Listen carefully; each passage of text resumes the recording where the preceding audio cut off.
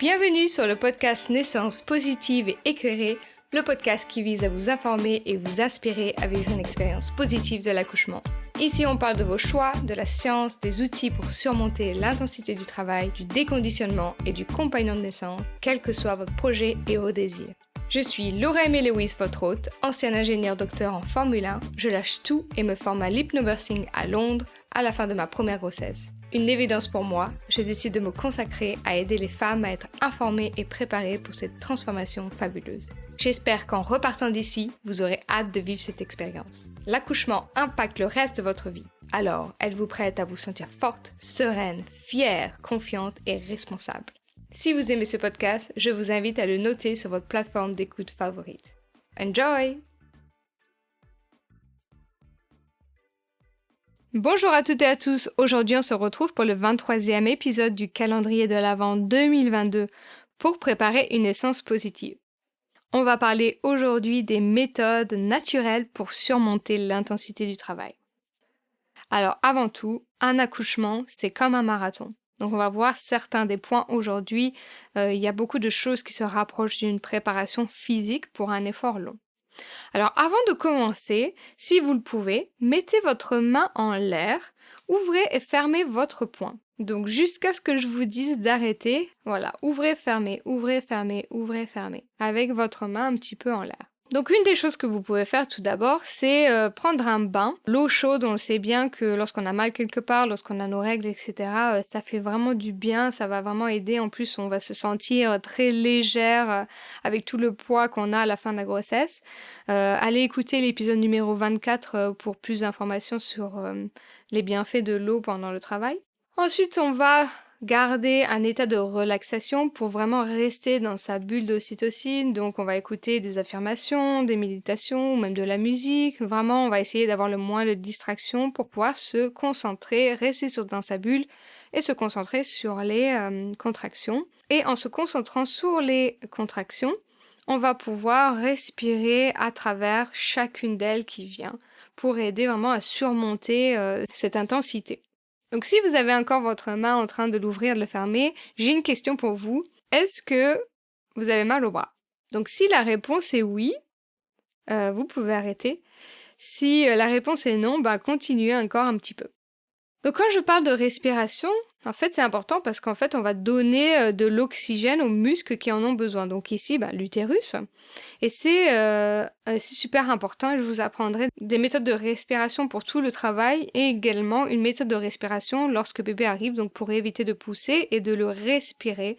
Respirer votre bébé à naître et ne pas pousser. Si je reviens avec votre main en l'air, pourquoi est-ce qu'on a mal au bras? Si vous avez mal au bras, si vous n'avez pas mal au bras, attendez encore un peu.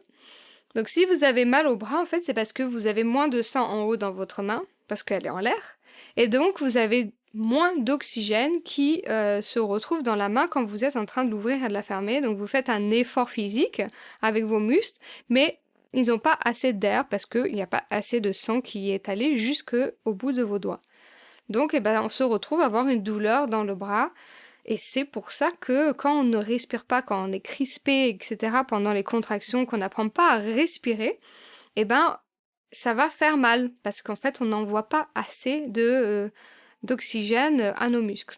Et quand on parle d'un marathon, où on respire beaucoup plus pour avoir de l'oxygène dans nos muscles, là, c'est pareil. Il faut respirer avec les contractions pendant et entre les contractions, il faut se reposer, permettre aux muscles de se reposer entre les contractions.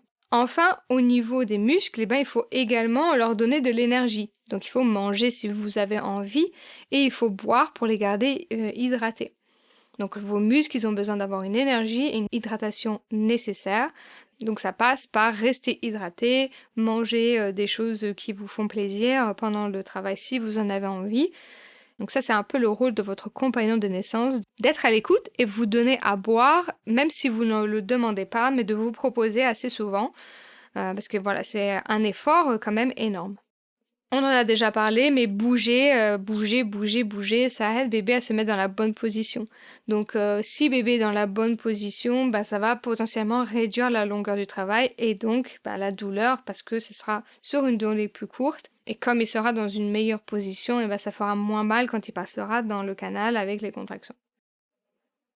Je vais vraiment très vite sur ce sujet parce que je veux en faire des épisodes beaucoup plus longs en 2023.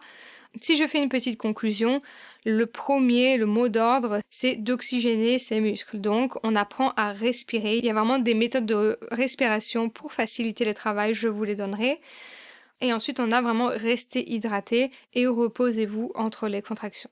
J'ai une petite astuce en plus, c'est d'utiliser un peigne que vous mettez, entre vos doigts et la paume, donc les dents, sur la paume de votre main et en fait, quand vous allez serrer ce peigne, c'est ce qu'on appelle la théorie du contrôle de la porte. Donc ça, c'est une distraction pour votre cerveau qui va se concentrer sur votre main, avec cette petite douleur, très soutenable, plutôt que sur les contractions. On a des points d'acupression, à cet endroit-là et donc ça va faciliter, la distraction, pour le cerveau. Si vous avez un peigne chez vous, n'importe quel peigne, font l'affaire. Si vous en avez un, en bois, c'est peut-être mieux parce que souvent, les dents sont moins pointues. Si vous en avez en plastique, il va peut-être un peu rentrer dans votre peau, mais vous n'avez pas besoin d'acheter un peigne, exprès, sauf si vous en avez pas, mais voilà, n'importe quel peigne fera l'affaire. Donc voilà, un petit épisode assez rapide sur les méthodes naturelles pour surmonter l'intensité du travail. Comme je l'ai dit, en 2023, j'en ferai des plus longs et je vous donnerai des méthodes pour respirer. Vous pouvez me retrouver sur Instagram. Vous avez le compte dans les notes de l'épisode. Je vous ferai des vidéos comment respirer pendant le travail et comment respirer son bébé à naître. Je vous retrouve demain pour une petite méditation, la forêt sacrée de la grossesse. C'est le dernier épisode du calendrier de l'Avent. Donc je vous souhaite de super belles fêtes de fin d'année et je vous retrouve en 2023 pour la saison 2 du podcast. Bonne fête à tous et à bientôt. Bye bye!